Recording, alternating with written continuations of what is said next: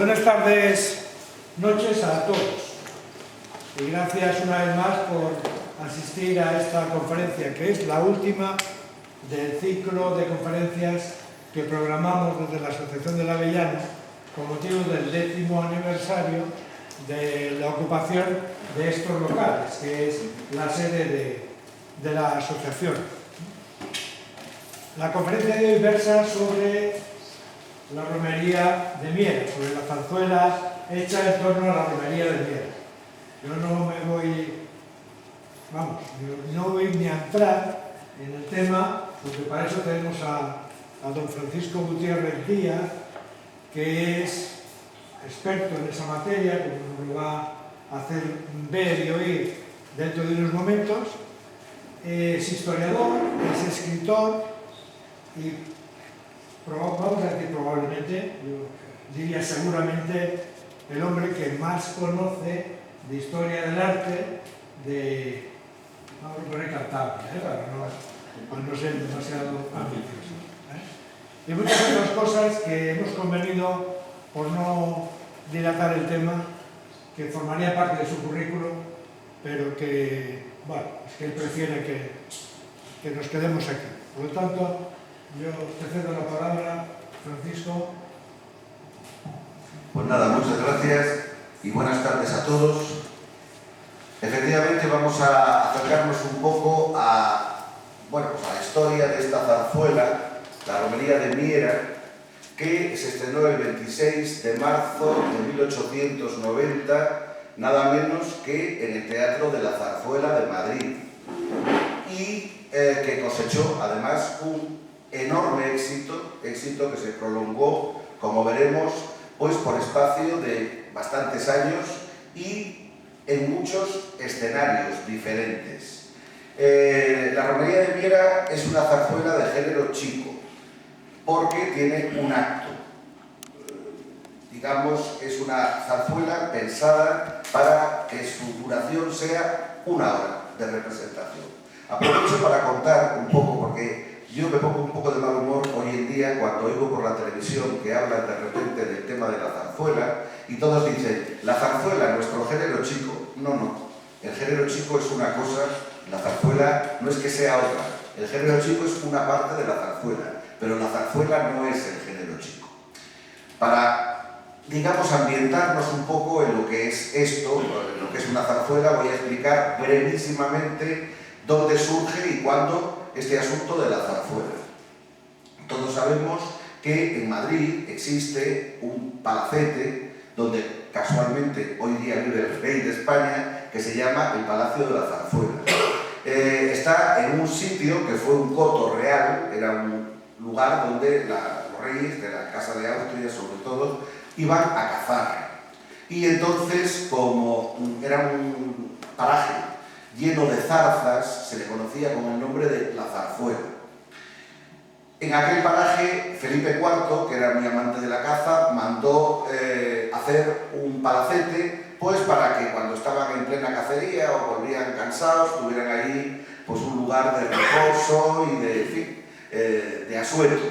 En ese lugar, que se llamó Palacio de la Zarzuela, a mediados del siglo XVII, en época de Felipe IV, el rey que vemos siempre retratado por Velázquez, el rey de la época de Velázquez. Pues bien, el rey Felipe IV, que era muy aficionado al teatro, se le empezaron a hacer allí, a mediados del siglo XVII, unas representaciones teatrales que unían el discurso, o sea, el verso, con la música. Es decir, espectáculos que tenían partes cantadas y partes habladas. Y a eso se le llamó las fiestas de zarzuela, porque se hacían en la zarzuela. Y por extensión ya quedó para siempre el nombre en este género musical y literario de zarzuela. Bien, la zarzuela luego existió siempre. Existió en el siglo XVIII, por ejemplo, incluso músicos italianos que vivieron en España, Boccherini, por ejemplo, compuso una zarzuela, la Clementina, que todavía se puede oír en cualquier grabación.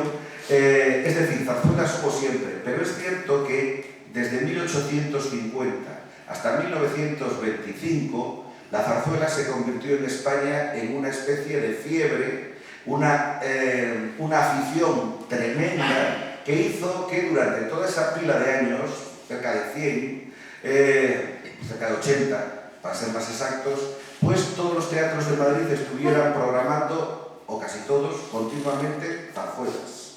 De modo que es la época de mayor brillo y esplendor de este género.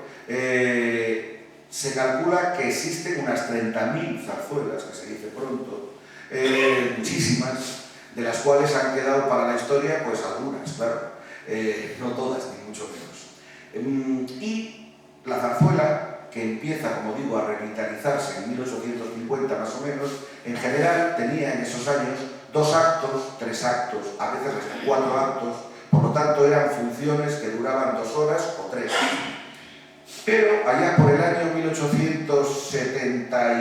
1872-73, unos avispados empresarios madrileños pensaron, bueno, ¿y qué tal si conseguimos hacer zarzuelas que en vez de durar tanto, lo cual nos permite poner nada más que una función al día en el teatro, hacer zarzuelas comprimidas que duren 1 hora, con lo cual en una tarde podemos poner 4 espectáculos y por lo tanto cobrar 4 veces? Y ese fue el nacimiento del género chico, que hizo furor efectivamente, y cuando se estrena esta zarzuela en 1890 es la época del auge del género chico. Pero el género chico es solamente una parte del género zarzuela. Muchas zarzuelas tienen 2 actos, 3, 4. Pero, como digo, es esa época donde se hace el género chico, que no significa, por llamarse chico, que sea de menos calidad, ni musical ni dramática. Lo que tiene es que dura menos, por eso se llama chico, porque dura tan solo 1 hora. Algunas piezas del género chico son obras maestras de la zarzuela española, La verbena de la paloma, por ejemplo, La revoltosa, Agua, azucarillos y aguardiente, La tempranica, obras de las más importantes y que más han quedado enraizadas en el repertorio, pues son de género chico. De hecho, ya en aquella época algunos, sobre todo extranjeros, identificaban que cuando oían género chico debía referirse a espectáculo de poca monta, y se equivocaban. Género chico significaba que duraba 1 hora la función. Le pasó, por ejemplo, al famoso compositor francés Camille Saint-Saëns, que venía mucho por España y era un forofo de la zarzuela, le encantaba. Estando en Valencia, en una ocasión, se había estrenado La revoltosa y quiso ir a verla. Y fue...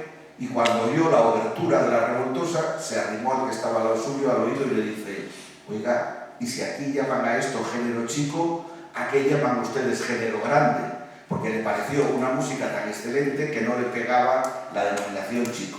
Bueno, pues ya, digamos, con esta ambientación nos situamos en el momento en que se estrena La romería de Miera. Como digo, año 1890, día 26 de marzo, en el Teatro de la Zarzuela de Madrid. Vamos a ver un poco, primero, quiénes fueron sus autores. El autor del libro, bueno, no eran cántabros. El autor del libro sí era cántabro. Había nacido en Santander y de familia muy vinculada a Liérganes y a esta zona. El autor de la música había nacido y murió en Madrid, pero era hijo y nieto de cántabros y muy vinculado también a Cantabria. Por tanto, él se sentía montañés. El autor del libro se llamaba Eusebio Sierra. El autor de la partitura, Ángel de las Pozas y de la Torriente. Hablaremos un poco de los dos. A ver qué pasa aquí. Esto empieza a darnos sus gustos. Pues no sé por qué no pasa la foto. Ahora. Cuando antes ha pasado perfectamente. Bueno.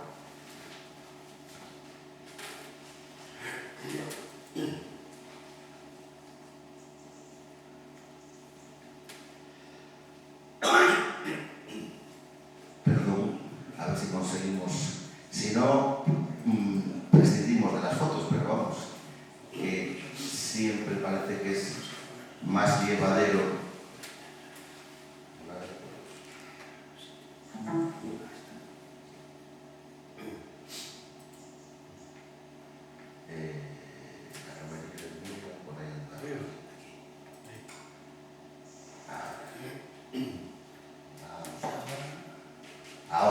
Ahora nos situamos. Bueno, el autor del libro, como digo, es Eusebio Sierra. La verdad es que no se llamaba Eusebio Sierra. Este señor en realidad se llamaba Eusebio Cuerno de la Cantoya.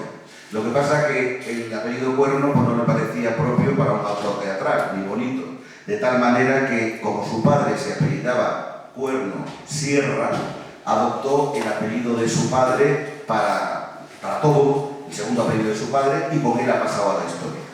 De hecho, hubo un periodista joven, cuando ya este señor Eusebio Sierra era un hombre mayor y muy respetado en toda España porque era un autor teatral de mucho éxito, hubo un joven periodista que se enteró que se apellidaba Cuerno y le tomaba, digamos, el pelo en la prensa poniendo ese asunto.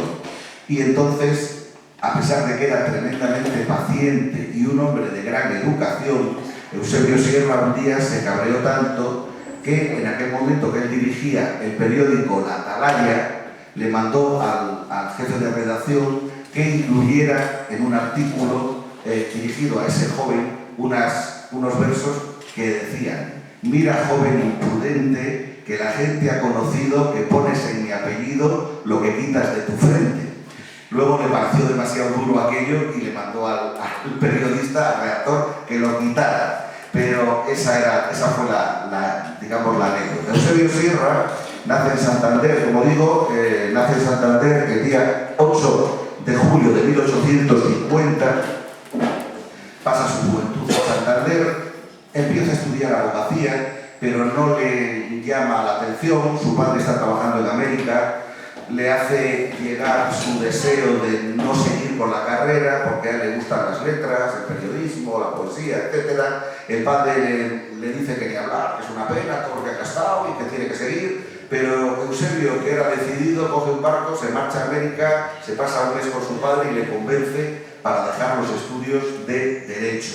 De modo que se va a trasladar, joven todavía, a Madrid y dedicarse, empieza publicando poesías en la prensa santanderina, enseguida hace lo mismo en la madrileña y de hecho él va a vivir del periodismo prácticamente toda su vida, pero también empieza a estrenar en Madrid obras teatrales y va a convertirse en uno de los autores más conocidos de la escena española en el último cuarto del siglo XIX. Uno de los más conocidos y de los más valorados de aquel momento. Un personaje muy conocido, como digo, en Madrid y en toda España. Bueno, aquí vemos una fotografía ya de mayor de Eusebio Sierra, un hombre que era muy alto, tremendamente delgado, un hombre de ideas políticas, en teoría, progresista, pero que entendió que todo lo que había sido progreso hasta que él nació había sido la perfección, pero desde que él nació para adelante todo lo que surgía nuevo le parecía mal. Es decir, para él el progreso había acabado en su época juvenil. Como digo, se dedicó mucho al periodismo, fue un poeta, como se entendía en aquel momento la poesía, el último cuarto del siglo XIX, los poetas que más triunfaban eran los poetas festivos, que, digamos, hacían alarde de rimar muy bien, pero sin un sentimiento poético claro, más bien era casi prosa rimada lo que hacían.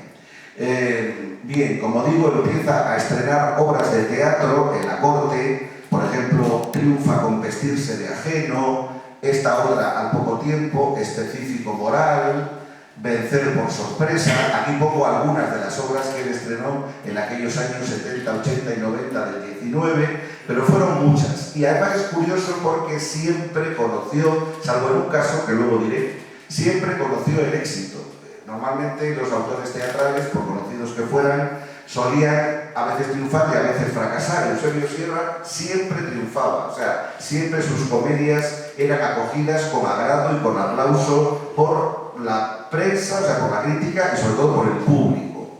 Entre dos fuegos, Del error a la mentira, Al maestro cuchillada, Amistad a rédito y otras muchas. Señalo especialmente esta, Nicolás, porque fue la obra teatral, estoy hablando de obras teatrales y música, La obra teatral que más éxito le dio a Sierra en su vida. De hecho, Nicolás se estuvo representando años y años y años en diversos teatros, tanto de Madrid como del resto de España, incluso de América. Y es una obra, como digo, que tuvo siempre un gran éxito. Tanto es así que, por ejemplo, aquí tenemos una caricatura de Eusebio Sierra que le hizo un gran caricaturista montañés, Cortiguera, donde podemos observar cómo dice debajo: es del montañés Confín el autor que suena más. Se refería como autor teatral. Es verdad que el autor montañés teatral más conocido de la época fue Eusebio Sierra. Es del montañés Confín el autor que suena más. Tiene un niño chiquitín, muy salado y muy bonín, que se llama Nicolás. Se está refiriendo a la obra de teatro que más aplausos le valió a Eusebio Sierra. Tanto es así que él, cuando cada trimestre recibía las liquidaciones de la Sociedad General de Autores, cobraba los derechos por las representaciones que se habían hecho por ahí de sus obras, solía decir: este Nicolás me ha salido un buen hijo, desde que nació no ha hecho más que darme dinero, porque era la obra de teatro que más dinero le daba. Bueno, siguió escribiendo y estrenando en Madrid Remedio Heroico, El Campo, Las de Regordete, que es una obra en varios actos, Traducción Libre, Cara o Cruz, Los Incasables, Caza de Novios, Tres eran tres, Carambolas, La Señora de Rodríguez, un montón y otras que no pongo. Esta es una de las últimas obras que va a estrenar en Madrid, una obra distinta porque la mayoría de sus producciones eran en un acto. En este caso es una traducción que hizo él junto con Joaquín Abati de un drama extranjero de Alphonse Daudet y Adolphe Belot, Alsina y Ripoll, que se va a estrenar ya en el año 1905. Incluso hay obras manuscritas de Eusebio Sierra, como es el caso de esta que está en la Biblioteca Nacional, que sepamos no se llegó ni siquiera a estrenar. Es decir, todavía produjo más obras de las que estrenó. Bien, junto al mismo tiempo que estaba desarrollando en Madrid esa carrera exitosa de autor de comedias, simultáneamente estrenaba también zarzuelas. Una comedia o dos, una zarzuela, otras dos comedias, otra zarzuela, es decir, alternaba lo uno con lo otro. Aquí vemos la primera que estrenó en Madrid, Tres al saco. La segunda fue la Plaza de Antón Martín, esta en colaboración con Salvador María Granés y con Enrique Prieto, los dos libretistas, bueno, por supuesto con música, en este caso de Chueca, nada menos. Chueca colaboró, el gran compositor Federico Chueca colaboró varias veces con Eusebio Sierra. Pobre Gloria, en esta época también estrena otra que se llamaba Ángeles y Serafines, Soterí de Susana, etc. Un gran éxito. Todas estas obras que hemos visto tuvieron éxito, pero un gran éxito que todavía hoy en día no se ha pagado del todo es De Madrid a París, una revista musical con música de Chueca y de Joaquín Valverde, que va a ser uno de los grandes triunfos teatrales de Eusebio Sierra. La escribe en colaboración con un amigo suyo, también dramaturgo de gran éxito entonces en Madrid, que era José Jackson Bellán. Jackson Bellán tenía mucha relación también con Cantabria. Había nacido en Cádiz, pero se había criado en Casturdeales y su juventud la pasó en Santander. Y luego pasó incluso a veces años enteros en Santander, a pesar de vivir en Madrid. Jackson era bueno, pues un gaditano que se sentía cántaro. Una poesía suya, por ejemplo, decía: aunque mi cuna venero, Castro encierra para mí los recuerdos que más quiero. Yo en Cádiz soy forastero y en Castro nunca lo fui. Empieza a hablar de Cantabria. Bien, pues esta obra que escriben los dos y a la que pone música Chueca y la orquestación Joaquín Valverde, De Madrid a París, fue un gran éxito que todavía hoy en día no se ha pagado del todo porque es una obra que sigue representándose. Por ejemplo, aquí vemos el cartel de una representación que se hizo de Madrid a París en el Teatro de la Zarzuela en el año 2007. Por lo tanto, es una obra que se puede entrar uno en internet y la puede oír toda la partitura entera de principio a fin. Es decir, una obra que ha pervivido en el tiempo de las que Eusebio Sierra escribió. La siguiente fue la Romería de Miera, de la que ahora la paso para seguir hablando de las piezas siguientes que estrenó, luego volveremos a la romería. Un buen éxito también fue La caza del oso o El tendero de comestibles, nuevamente con música de Chueca, que es la obra que estrena a continuación de la romería de Miera.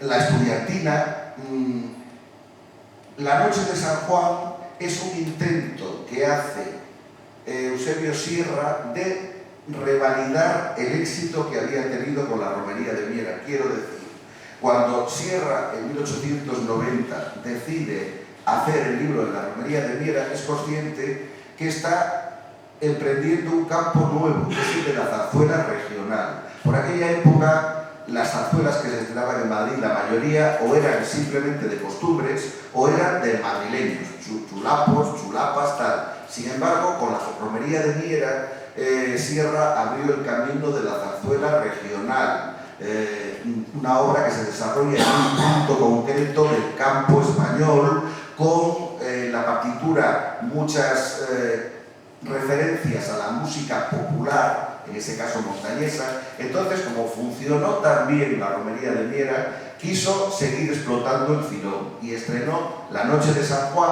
que también es una zarzuela montañesa, también se desarrolla en Cantabria. En este caso, los músicos son Joaquín Valverde padre y Joaquín Valverde hijo, y que tuvo éxito, pero infinitamente menor del que había tenido la romería.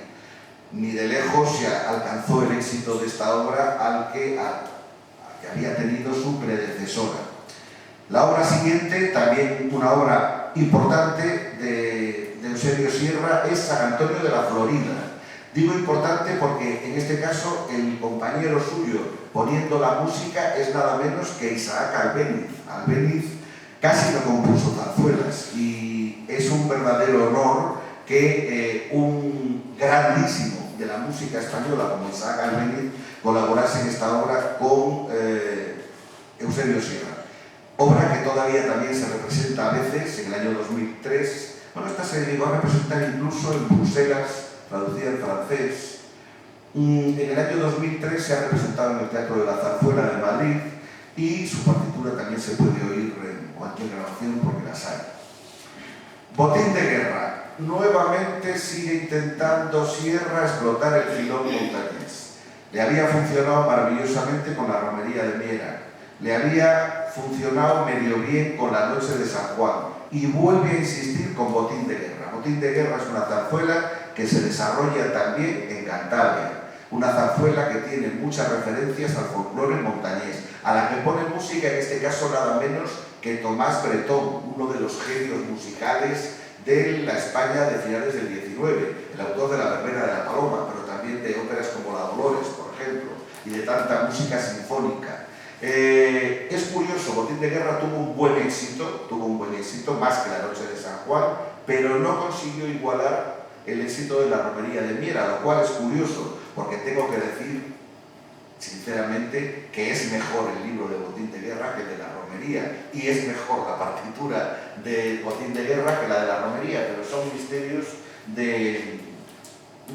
que tiene el teatro y que funcionó bien, pero desde luego el clamor de la romería de Miera no le revalidó ni de lejos.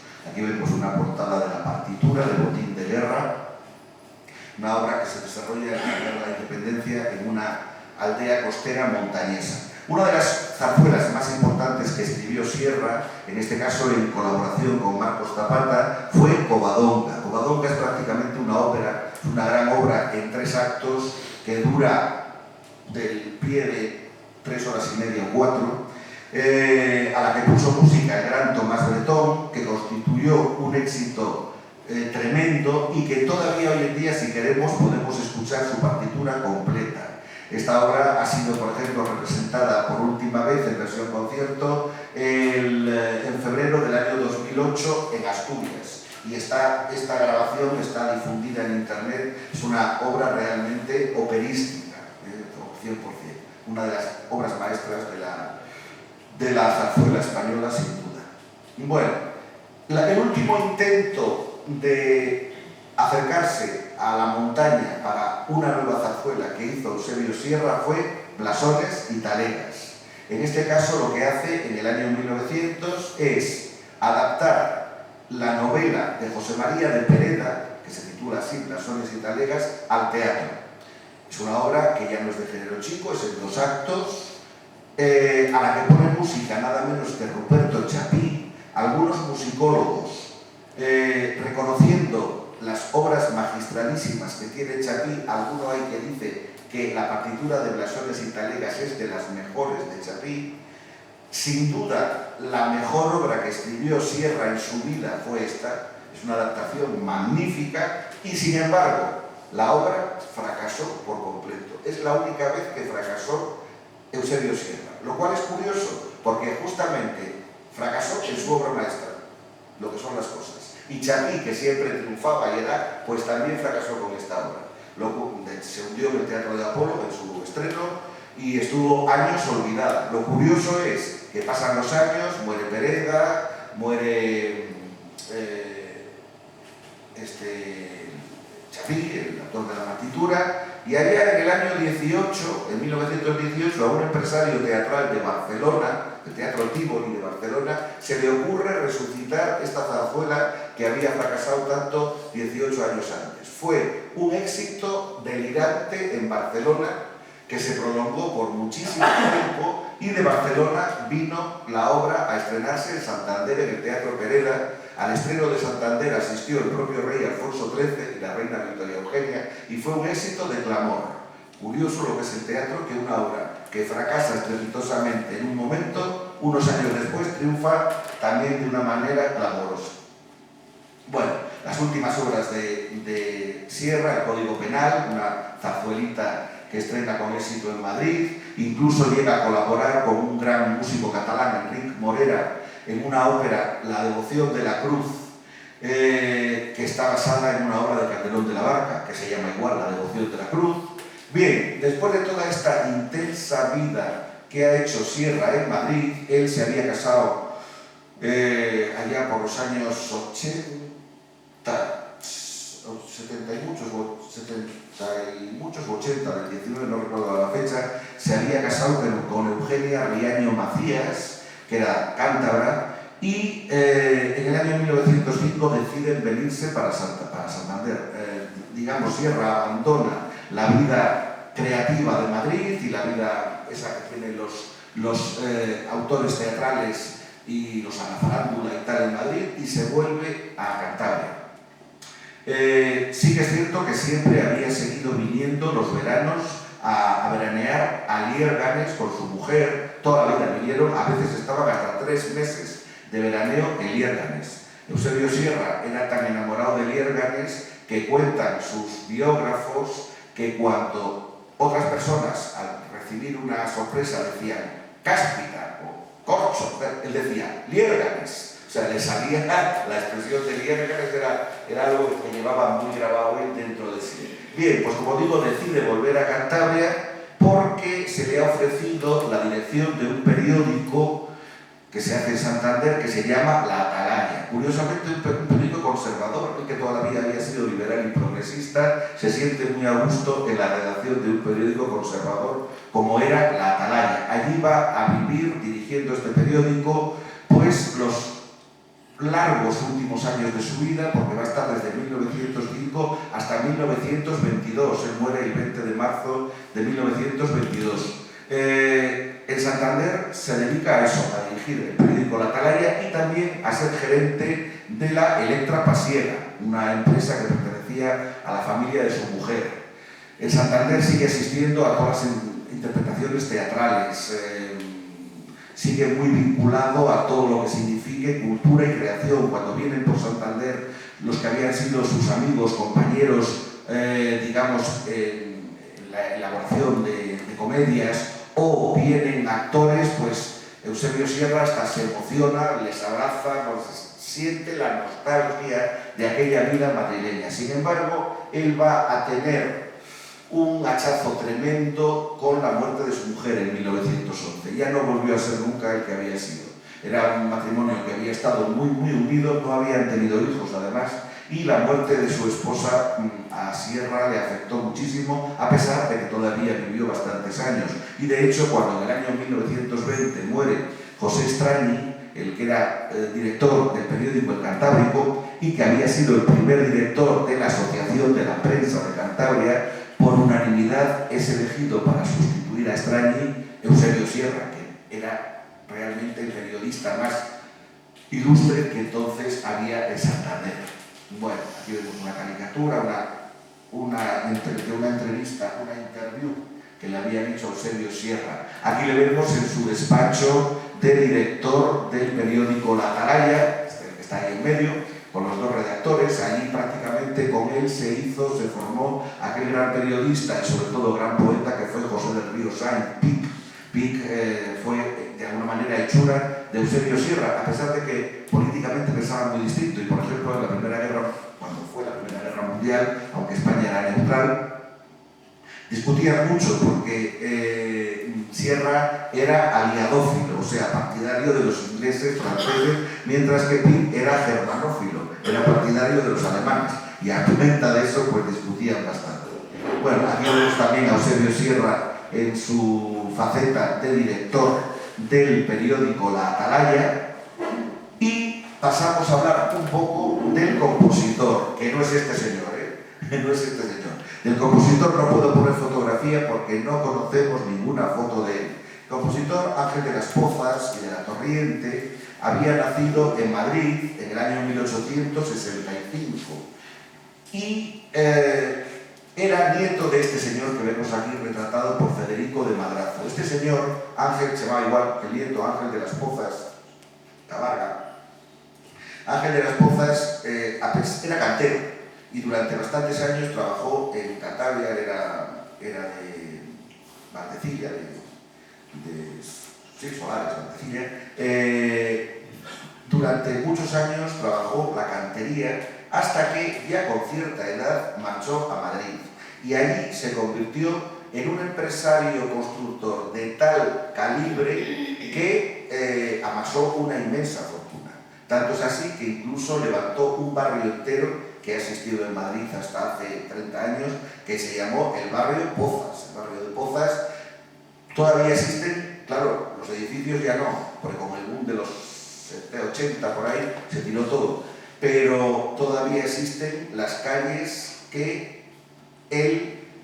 a las que él puso nombre y que gracias a él en Madrid hay calle Trasmiera, calle Valdecilla, calle Solares, calle Hermosa, porque todo era lo del barrio de Pozas, construido por este señor. También construyó el famoso cuartel de la montaña, que luego fue tan protagonista en la Guerra Civil Española. También construyó la desaparecida iglesia de Nuestra Señora del Buen Suceso. En fin, una pila de obras madrileñas que le hicieron amasar una fortuna muy importante. Su hijo, Gregorio de las Pozas Coterón, ya que el padre era el que había hecho la fortuna, el hijo era maestro de obras también, pero se dedicó sobre todo a la política. Se metió en política, era el Partido Progresista, en fin, tuvo muchos familiares políticos, y el nieto, Ángel, fue el artista. Abuelo, digamos, amasador de fortuna, hijo político, nieto artista. Ángel de las Pozas, nieto, sintió pronto la llamada de la música y sabemos que fue discípulo del compositor Emilio Serrano, un importante compositor que triunfó también en Madrid por aquella época. Y poco más sabemos de él. Sabemos que compuso La Romería de Miera, que fue su primer estreno, cosechó el gran éxito que se cosechó.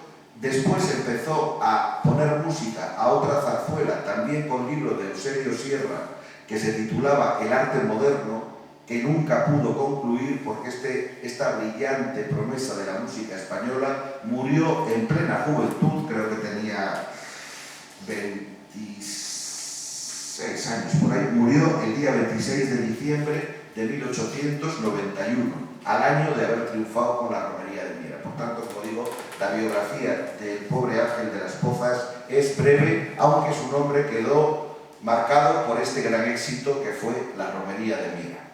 Bueno, os decía, la Romería de Miera se estrena en el Teatro de la Zarzuela el día 26 de marzo de 1890. Este era el Teatro de la Zarzuela, bueno, era y es. Lo que pasa es que hoy en día ha cambiado algo el aspecto de la fachada, no demasiado, pero ha cambiado algo. El Teatro de la Zarzuela, que por cierto En cuanto a edificio, también los planos del Teatro de la Zarzuela fueron obra de un arquitecto cántabro, Jerónimo de la Gándara. Bueno, este señor fue el que dirigió la orquesta en el estreno de la obra. Maestro compositor que se llamaba Manuel Nieto, a veces colaboró con obras zarzuelas de Eusebio Sierra. Manuel Nieto fue el que dirigió la orquesta en el estreno. Es un compositor que se le recuerda sobre todo por piezas del género chico, una obra que se llama Cuadros disolventes, por ejemplo, que tiene una canción que me imagino que sonará todavía, porque es una canción que empieza con una falda de percal planchar y unos zapatos bajos de charol, muy madrileña, es composición de Manuel Nieto. El reparto de personajes fue este. Los personajes principales son Nela, Rosalía, el Perico, que es el galán, y Cosme, que es el padre de Nela. Se puede decir que los 4 personajes que llevan el peso de la acción de la obra son estos. La acción no puede ser más sencilla. De hecho, los autores llamaron a la obra boceto de costumbres montañesas, boceto, aunque luego la prensa dijo que, hombre, que eso era mucho más que un boceto. Pero es verdad que la acción es muy sencilla. Perico vive en Miera, Nela, que había sido su novia y le había prometido amor eterno, se había ido a servir a Madrid. Perico la dijo que ahorraría y haría todo el dinero que pudiera para cuando ella volviera, se casarían. Ella vuelve al cabo de unos años, pero vuelve en plan señoritinga, y le parece un... qué sé yo, no le ve ya con los buenos ojos que le veía. Sin embargo, el muchacho, la verdad es que se ha tirado esos 4 años sin ir ni siquiera a la taberna por ese recuerdo y esa ansia que tiene de casarse con Nela. Resulta que Rosalía está enamorada como loca de Perico, pero cuando ve que Nela le desprecia, la pone los puntos sobre las íes y le dice que no hay derecho porque el muchacho se ha portado maravillosamente. Entonces la otra reflexiona y acaba pues volviendo a su amor por su novio, con el cual se entiende que se acaban casando. La acción, como digo, no puede ser más sencilla. Tiene importancia también por lo que participa el personaje de Cosme, que es el padre de Nela, un borrachín muy gracioso, muy borrachete, pero muy gracioso. Y son, como digo, los 4 personajes principales, que vamos a ver qué actores los representaron en el estreno. Servando Cervón, un actor que era muy conocido entonces en Madrid, fue el que hizo el papel de Perico. Era este señor que vemos aquí.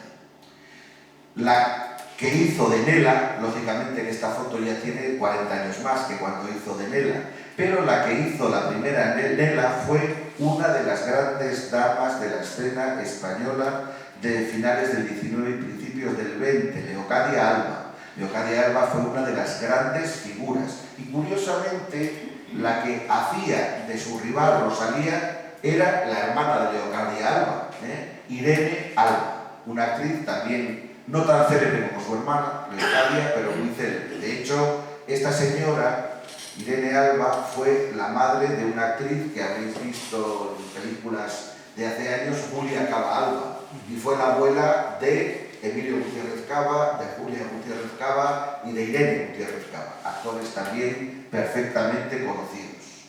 Como digo, estas fueron las 2 actrices principales que participaron, y el que hizo el papel de Cosme, del padre de Nela, fue José Mesejo, también una verdadera leyenda de la escena española de aquella época. José Mesejo era un actor muy conocido, muy respetado y muy valorado en Madrid, y Mesejo además, la función en la que se estrenó la romería de Miera era en beneficio a José Mesejo, o sea, digamos, el beneficiado de la recaudación, el principal beneficiado, ese día iba a ser José Mesejo. Bueno, por supuesto no tengo fotografías del estreno ni de nada que tenga que ver con la zarzuela, porque en aquella época todavía no se ponían fotografías en los periódicos. Pero pongo aquí unas ilustraciones montañesas de un gran dibujante que fue Mariano Pedrero. Estas ilustraciones fueron para un libro que se llamó precisamente Cantos de la Montaña. editado en Madrid en 1901, que digamos son ilustraciones que nos recuerdan un poco el ambiente que se rezuma en esa zarzuela, La romería de Miera. Las críticas de la prensa fueron asombrosas, o sea, todos los periódicos de Madrid al día siguiente del estreno, al mismo tiempo que decían que había estado hasta los topes el teatro, había estado a rebosar y que además en las primeras filas estaban personajes como el glorioso periodista Mariano de Cavia o el que llegó a ser premio Nobel José Echegaray, es decir, estaba lo mejor, estaba toda la colonia montañesa de Madrid en pleno. El teatro, digamos, rebosaba de gente y se hacían lenguas todos los críticos de la gran calidad de la obra, de que el libro era magnífico, que la partitura era excelente y no sabían cómo poner y cómo ensalzar lo que allí había pasado. De hecho, los números de la partitura prácticamente hubo que repetirlos todos. O sea, el público obligó a que se repitieran todos y en algunos casos no esperaban ni a que acabara el número para estallar en aplausos. Por ejemplo, la propia obertura, la obra tiene 7 números musicales.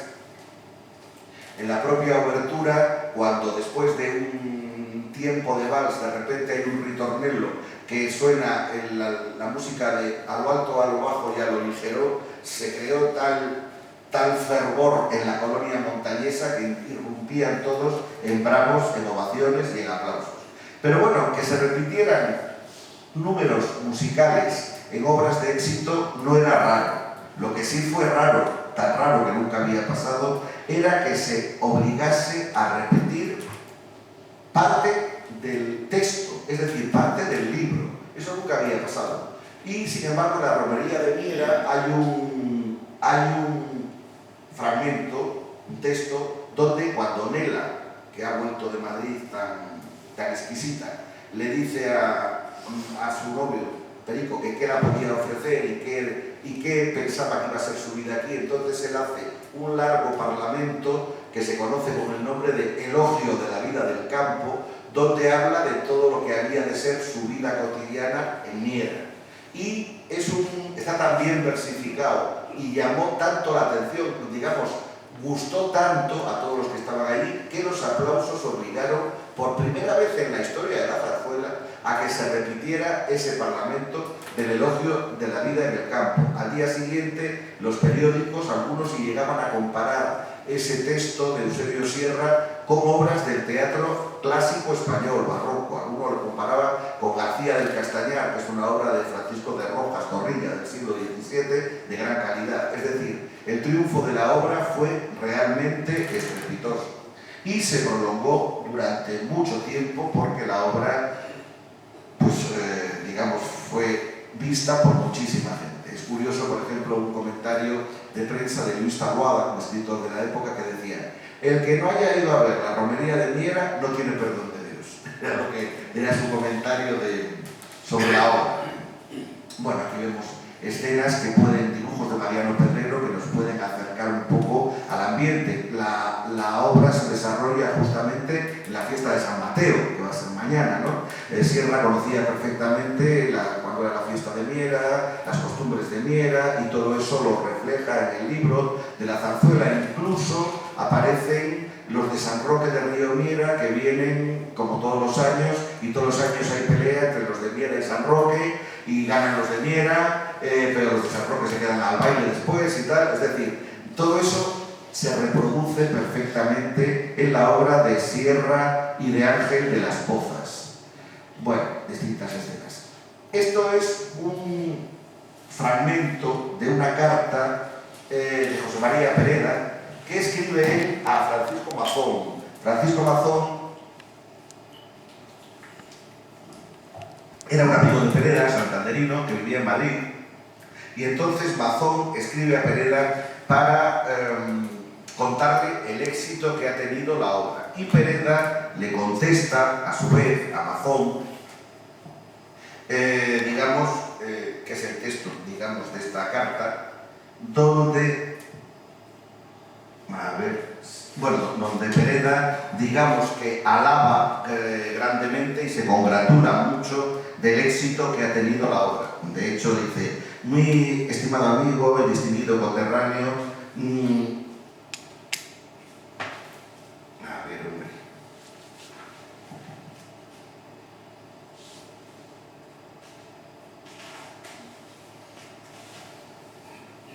Bueno, le da las gracias a Amazon por haberle comunicado y le dice cómo se alegra y cuánto se alegra de que una obra de ambiente montañés haya tenido el éxito que había tenido la romería de Miera en Madrid. De hecho, los autores, tanto el músico como el libretista, dedicaron la obra a Pereda, y cuando se editó la pieza, pues incluía este texto. Este texto donde dice que, bueno, el ilustre maestro don José María de Pereda, tan benévolos han sido el público y la prensa con esta obra que nos hemos atrevido a creerla digna de ser dedicada a usted. Por otra parte, bien seguros de que usted sabrá perdonar el atrevimiento en gracia a la intención. Mejor homenaje merecía el más insigne de los montañeses, el que ha conquistado el primer puesto en la literatura española, honrando y enalteciendo a la tierruca amada. Pero ya dice el adagio que el que da lo que tiene no está obligado a más. Honrenos usted aceptando esta dedicatoria que de todo corazón le ofrecen los que se sienten orgullosos de ser conterráneos de usted y de rendirle este tributo de admiración y respeto. Por lo tanto, oficialmente la obra fue dedicada a José María de Pereda. Pereda, a los pocos días, escribe a Sierra y a Pozas y les da las gracias diciendo, bueno, pues tiene el hermoso libro de usted cuanto color regional es compatible con las exigencias del teatro, y me parece, supliendo en él con la imaginación cuanto esfuerzo tiene que dejar forzosamente encomendado a la habilidad y al talento de los intérpretes de sus ideales personajes, un cuadro acabadísimo de costumbres montañesas, hasta con el saborcillo especial de la comarca en que ha querido que se desarrollara la acción, es decir, un saborcillo especial a Miera, justamente. Bueno, luego sigue, independientemente de este gran mérito, de singular estimación para cuantos hemos nacido en la tierruca, tiene la última obra de usted otro de mayor importancia quizás en buena crítica, y consiste en la delicadeza y primor de su hechura. Por eso pertenece a los buenos tiempos del teatro de otros tiempos, no muy remotos, en los cuales se satisfacían los apetitos del público sin las salsas picantes que hoy necesita, no sé si porque él las pide o porque no se le da otra cosa. Pereda aludía a que las zarzuelas, digamos, psicalípticas que se estaban poniendo de moda, pues no eran de calidad artística, y sin embargo la romería de Miera era exquisitamente artística en lo literario y en lo musical. Este es un fragmento de esa carta que le manda Pereda a Eusebio Sierra. Finalmente, la obra, bueno, se estrenó a continuación en Barcelona, también con un éxito más que considerable. Posteriormente fue recorriendo diversos escenarios españoles, Zaragoza, Valencia, Sevilla. En Santander se estrena en el año 1891, al año siguiente de haberse estrenado en Madrid, en el Teatro Principal. Este edificio que aquí vemos es el Teatro Principal de Santander, que era el teatro de la ciudad en aquella época, desde 1838, sí que se había abierto, hasta el año 1915, que desapareció en un incendio. Se quemó. Por otra parte, como casi todos los teatros, que se acaban quemando. Bueno, pues en el Teatro Principal fue el estreno santanderino, que también constituyó un éxito absolutamente clamoroso. Si en Madrid había triunfado muchísimo y en otras ciudades de España también, en Santander el éxito fue pues realmente de clamor. Justamente antes de empezar la representación del estreno santanderino, la actriz que hacía de Nela leyó un pequeño poema que había compuesto Eusebio Sierra para ese estreno santanderino, que decía: público, amigo y señor, que a emitir tu juicio vas. Dos palabras nada más por encargo del autor. Él se propuso pintar un boceto montañés, y aquí le trae porque es donde le pueden juzgar. Si otro público indulgente le concedió sus favores, eso aumenta sus temores y su zozobra presente, porque sin tu aprobación se vendría a demostrar que no has sabido pintar lo que tuvo en la intención. Pero aun siendo así, confía en que indulgente y discreto, si no aplaudes el boceto, lo verás con simpatía, porque lo verás como es, como un humilde presente que ofreció a su patria ausente un escritor montañés. Es decir, Sierra se presentaba al público santanderino con especial sentido de la responsabilidad. Precisamente en Santander, así como en Madrid había dirigido la orquesta en el estreno Manuel Nieto, en Santander dirigió Ángel de las Pozas, que moriría unos pocos meses más tarde. O sea, el propio autor de la partitura fue el que dirigió. La obra posteriormente pues siguió representándose durante bastantes años en muchos escenarios, también en América. En Sudamérica iban a parar prácticamente todas las zarzuelas que tenían éxito en España, se acababan representando también en Chile, en Argentina, Cuba, México, países donde había mucha afición al género. Incluso, bueno, en algunos de estos países llegó a haber autores de zarzuela autóctonos, por ejemplo en Cuba, donde brilló especialmente ya en el siglo XX Ernesto Lecuona, un compositor que hizo preciosas zarzuelas cubanas.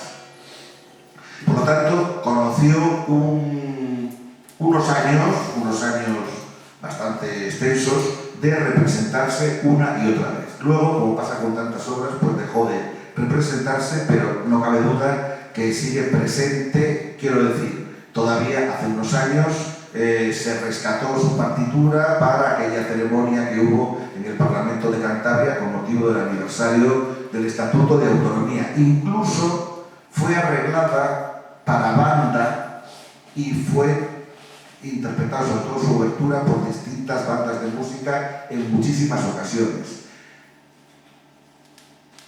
Por ejemplo, cuando en Santander se inauguró una placa muy hermosa que hay en el portal, bueno, en la calle, pero en el portal donde nació y murió el famoso escritor montañés Amós de Escalante, pues en la ceremonia de inauguración la banda municipal tocó la romería de Miera, la parte solamente musical, no cantada, pero tocó la romería de Miera. Por lo tanto, la romería de Miera es una pieza importante en la historia de la zarzuela, fundamentalmente por una razón, que es que en ella tuvo la genial idea Eusebio Sierra de aplicar al género chico, aquel teatro que duraba una hora, una obra de ambiente regional. Esa costumbre o esa tradición que comenzó Eusebio Sierra con la romería de Miera en los años de la última década del siglo XIX y en la primera del XX, hubo muchísimas zarzuelas regionales. Pensemos, por ejemplo, en Gigantes y Cabezudos, que se desarrolla en Zaragoza, de Manuel Fernández Caballero, o pensemos, por ejemplo, en La Tempranilla, que es una obra maestra que se desarrolla en Andalucía, de Jerónimo Jiménez, o también en Andalucía La Reina Mora, de José Serrano, o también en Andalucía El Puñado de Rosas, de Chapí. Es decir, en los años siguientes a este ensayo que hizo Sierra, caló lo de las obras literario-musicales de ambiente de provincias y que las partituras saliesen a relucir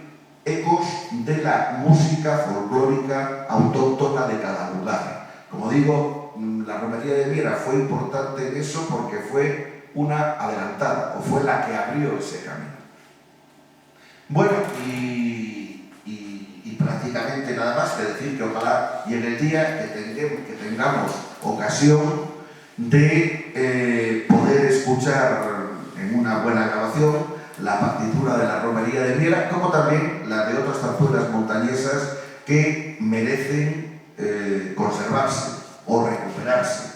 Es curioso, pero yo hace años, inocentemente, porque fui muy inocente, me puse a recopilar, digo, bueno, a ver si hago un listado o una recopilación, claro, investigando por aquí y por allá, de zarzuelas que se desarrollen en Cantabria.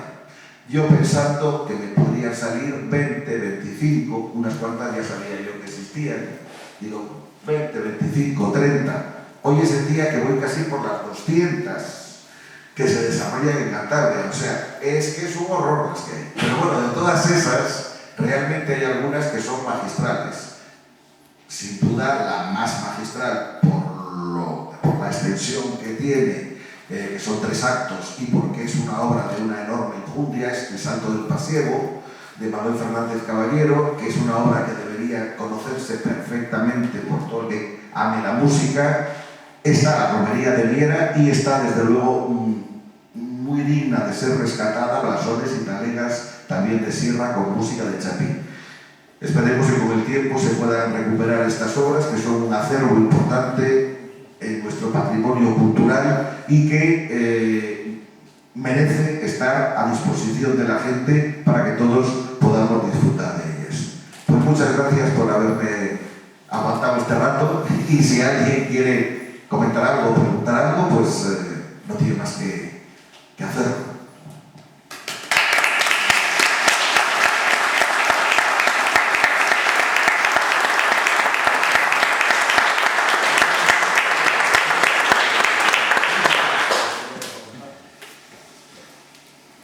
Por cierto que esta última ilustración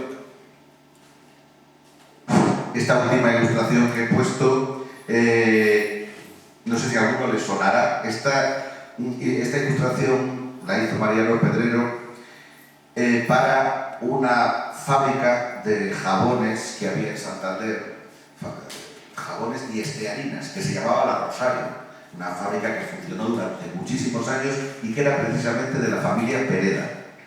José María Pereda fue hasta presidente del Consejo de Administración. Y esa fábrica fue la primera de España que hizo lo que entonces se llamaba jabón de olor, o sea, jabones con olores a flores y demás, que tuvieron un enorme éxito. Decían que podían competir con los mejores que se hacían entonces en Inglaterra, que tenían mucha especialidad en eso, y entonces esos jabones se llamaban aromas de la tierruca y se anunciaban en todas las revistas madrileñas, Blanco y Negro, La Esfera, todas las grandes revistas madrileñas. Generalmente abrías la portada y en la cara vuelta de la portada, todas las semanas estaba el anuncio de Pereda y compañía, Fábrica La Rosario, jabones, aromas de la tierruca, con esta moza que era, digamos, el dibujo de reclamo de esa empresa. Bueno, ¿alguna cosa? Francisco, Sí. ¿tiene algo que ver el hecho de que Ángel de las Pozas tenía alguna relación con Aurelio Pozas, con el que fue el principal implicado en la causa de Viera? Pues no lo sé, la verdad es que, a ver, Ángel de las Pozas, abuelo, que es el primero que conocemos de tal, él era de Valdecilla, Sí. pero puede que descendiese de por aquí. Bueno, Pozas era de Liérganes. ¿Eh? Aurelio Pozas era de Liérganes. Era de Liérganes. Ya, pues yo no sé si tendrían algún parentesco, la verdad es que ahí no sé. Este Pozas, tanto, a pesar de que se fue a Madrid y pasó la mayor parte, bueno, venía con frecuencia, pero sobre todo vivía en Madrid, hizo un panteón familiar tremendo en el cementerio de Valdecilla. Uno entra en el cementerio de Valdecilla y yo la primera vez que entré me creí que ese mausoleo que hay en medio tan solemne sería del Marqués de Valdecilla. ¿Y cuál fue mi sorpresa? Que me acerco y veo Ángel de las Pozas y familia. Digo, hombre, si resulta que es el de Pozas, ahí está enterrado precisamente el músico también. El del Marqués de Valdecilla está nada, sin ninguna trascendencia, pegaba a la tapia del cementerio. Y ya digo, él estaba vinculado ahí, pero no sé si tenía algún parentesco o no, la verdad es que no lo sé. Yo me imagino por la parte, claro, era de las Pozas y de la Torriente. Los de la Torriente sí que eran también mucho de por la zona aquella de Valdecilla, Solares, demás. digo, el músico. El abuelo, el primer ángel de las Pozas, era de las Pozas Cabarga. Su hijo Gregorio, el padre del músico, era de las Pozas Oterón, y este otro ya era de las Pozas. Hombre, pues posiblemente algo que ver tendrían, porque los apellidos, pero claro, y además en un ámbito que tampoco está tan alejado, seguramente. Me dice Margarita que es verdad, y me acuerdo de él, que había una familia Pozas en Lucandio. Yo recuerdo al último señor que tuvo en arrendamiento un restaurante o bar que había en la subida de Peña Cabarga, y era este señor, ya muerto hace bastantes años, así que era Pozas. Así que probablemente sí que fueron. Por ejemplo, ayer comentábamos tomando café Virgilio y yo que no Pozas, pero a Eusebio Sierra, el apellido materno, el de la Cantoya, pues que posiblemente hará referencia, o sea, o el origen del apellido estará en el barrio de la Cantoya, de aquí de Mirones. O sea que, aunque no hubieran nacido exactamente allí, ni él ni la madre, pero bueno, que descendían, está claro. Sí. Bueno, pues sí. Tomás Bretón, ¿qué relación tenía con Cantabria? Porque Bretón. hay sitios de Astillero, tiene una calle. Sí, Tomás Bretón era salmantino, o sea, él había nacido en Salamanca. Y bueno, vivió en Madrid pues, prácticamente toda su vida, pero ya de joven vino a Santander a dirigir dirigiendo una orquesta que estuvo aquí una breve temporada, yo creo que fue en el año 1881, yo creo que fue. Por cierto, que dirigía a una orquesta pequeña en esa estancia santanderina que tuvo, donde cantaba, nada menos, era un tenor mítico, que había sido mítico, Enrico Tamberlik, que había sido un famosísimo. Estuvieron cantando en el Club de Regatas de Santander y demás. Y luego a Bretón le contrataron varios años para venir a dirigir la orquesta de verano que se hacía en el Casino del Sardinero. Estuvo viniendo varios años a dirigirla. Se enamoró mucho de Santander, le gustó mucho esto y decidió tomarlo por sitio de veraneo. No exactamente Santander, sino el Astillero. O sea, él venía a Santander, dirigía la orquesta en el Sardinero, pero él iba al Sardinero y allí en la planchada se compró una propiedad y se hizo una quinta a la que puso por nombre La Dolores, como su ópera. De hecho, en parte la ópera La Dolores la compuso ahí en esa residencia. Y ya digo, a partir de entonces estuvo muy vinculado. En verano siempre venía por Santander y tenía mucha relación, claro, con los ambientes culturales santanderinos, los músicos santanderinos. Cuando en el año 1900 se hace la gran fiesta montañesa en la Plaza de Toros, precisamente reivindicando la música regional, la música popular, pues digamos los tres músicos que van a ser los jurados del concurso que se hace de tonadas y demás, van a ser Jesús del Monasterio, que lógicamente era cántabro, Tomás Bretón, que estaba tan vinculado a Cantabria, y Ruperto Chapí. Los tres vinieron a esa fiesta de la Plaza de Toros y participaron en aquello. Luego además Bretón coincidió que andando el tiempo, su hijo, que también era músico, Mario Bretón, sacó la plaza de director de la Banda Municipal de Santander y estuvo bastantes años aquí. De modo que Bretón estuvo viniendo pues, prácticamente hasta que murió en los años 20. No tenía nada que ver, digamos, de sangre, pero desde muy pronto se coincidió venir aquí y gustarle mucho el ambiente santanderino y sentirse muy a gusto, sí. Y de hecho, él compuso dos zarzuelas que se desarrollan en Cantabria. Una de ellas es esta que he dicho de Sierra, Botín de Guerra, que es una zarzuela muy interesante.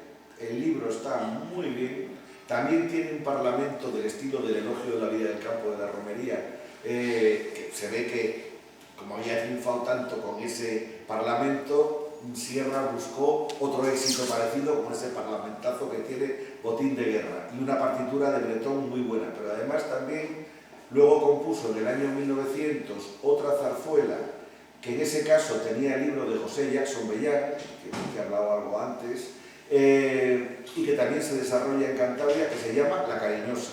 La Cariñosa, que era el nombre de una vaca, o sea, la heroína de la zarzuela esa es una vaca que se llama La Cariñosa, y la zarzuela se desarrolla en Orejo, concretamente el día en que empezaba a pasar el tren que venía a Santander. De hecho, el comienzo, después de la obertura, o del preludio, es un coro que sale unos diciendo: ¿cómo ruge la colomotora? ¡Qué atrocidad! Desde aquí a Santander media hora. Tracatrá, tracatrá, tracatrá. Los del coro aquel. Y se desarrolla, y la partitura, que es también muy buena, con sobre todo una romanza de tiple magnífica, es de Bretón. Es una zarzuela que es curioso porque, bueno, es una temática también muy cántabra. Es una pareja que tiene un niño pequeñito y que, bueno, pues tienen problemas económicos, no prosperan tampoco, digamos, el padre el suegro de la heroína de la zarzuela no prospera económicamente, entonces decide que ella se va a criar a Madrid, algo que era tan habitual. Y bueno, pues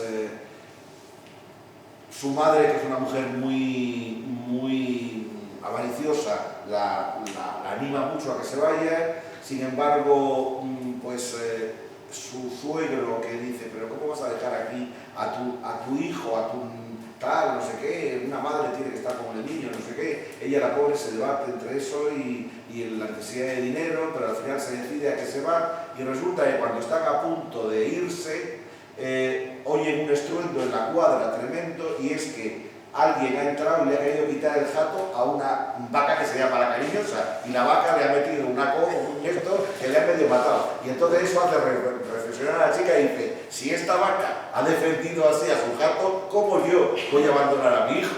Y ya queda la obra, que se queda ella con su niño aquí. Y esa zarzuela también tiene una buena partitura y también es de Bretón. O sea, Bretón, por lo menos en 2 ocasiones, hizo zarzuelas de ambiente montañés y con referencias al folclore montañés. Bueno, pues insisto que muchas gracias por la asistencia. Pues muy bien. Y espero que haya pasado un rato medianamente entretenido. Muchas gracias, Francisco.